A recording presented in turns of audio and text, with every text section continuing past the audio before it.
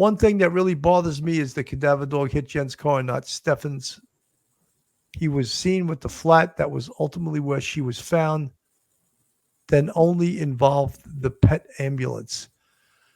Yeah, I mean, look, I think the whole flat tire thing was a blessing because that enabled an eyeball witness to see Stephan Sterns at that location. And then, but you know something, one thing that many of you and many people in the YouTube universe don't realize, this guy's seen on 3 separate cameras with a dead body in his car. That in itself would get most people, 99% of people, convicted of a murder. He's seen leaving the condo complex with her in the car, dead. And that's at about anywhere from 7:40 to 8 o'clock. Then he's seen coming back into the condo complex at 8:19, that's a.m., and the security guard sees Madeline in the front passenger seat, DOA, and doesn't occur to him that, and look, I don't want to blame the security guard.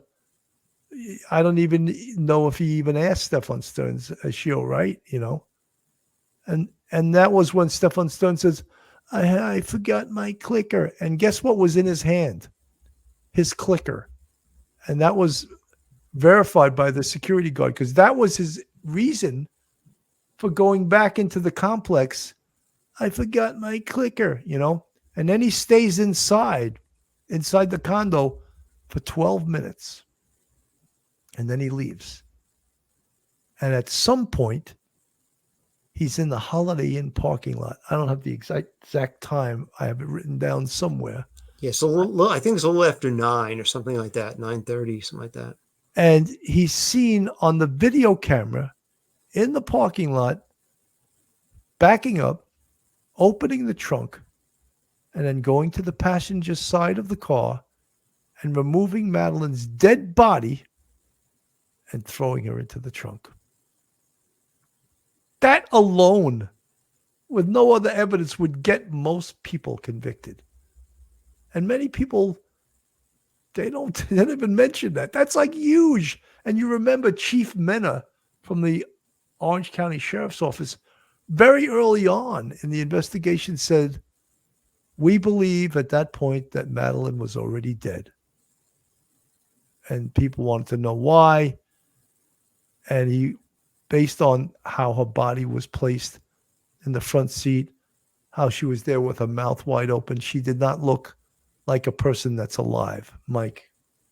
Yeah, and that was a huge thing because at that point, before then, everybody believed that there was some sort of hope, slim hope that maybe Madeline was still alive. And he quashed that. And you realize at that point how much information they were getting. Once they had it on video, you're like, oh my goodness, okay, there's more evidence of what's going on than the public knew. And then they were able to get all the license plate reader information. They got other traffic light camera information, and they were able to track his movements. They also, one of the detectives went out and looking at all the information they had and all the times and dates, the time stamps and the location stamps.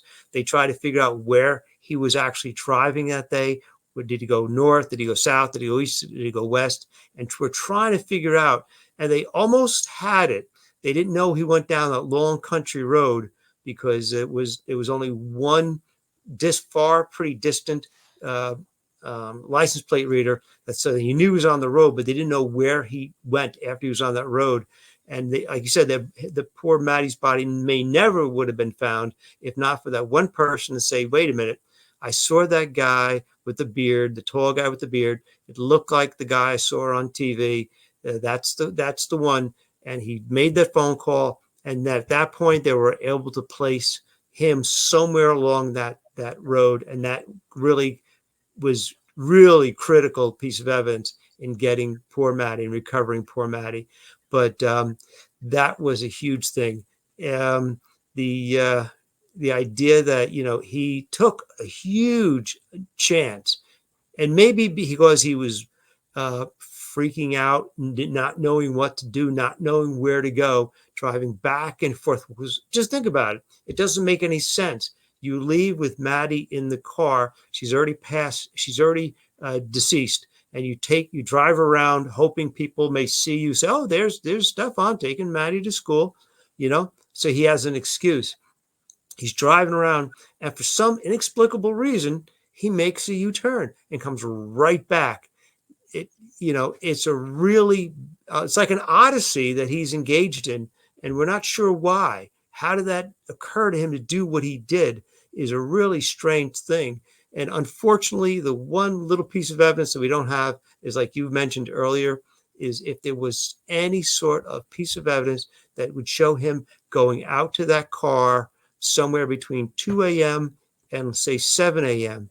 and putting Maddie in that front seat. If we had that, then kind of like the circle would be complete. This is amazing. Let me play this here. Madeline's socks were clean, which indicates she did not walk anywhere, or the socks would have had dirt on the bottom. Those documents that were just released said that Maddie's autopsy determined her death was a homicide and that she had been strangled. The exact time Maddie died isn't known, but her health app only showed her taking those 163 steps that morning between 7:05 and 7:15. Photos also show part of the searches of the condo where Maddie lived with her mom and those two female roommates.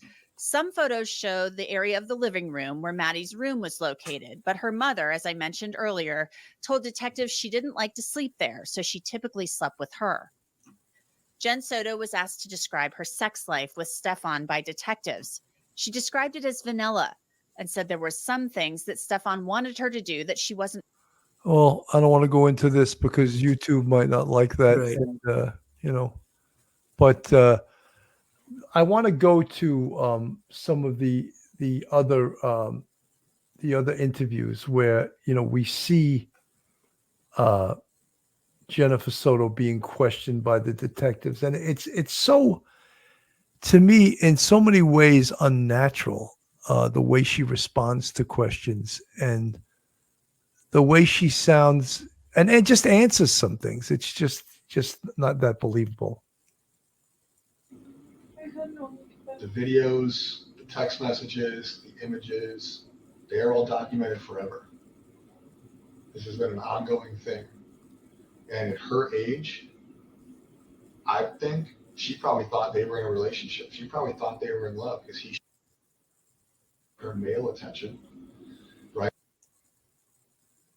Just started liking boys, right? She just got a crush. Up until then, her crush.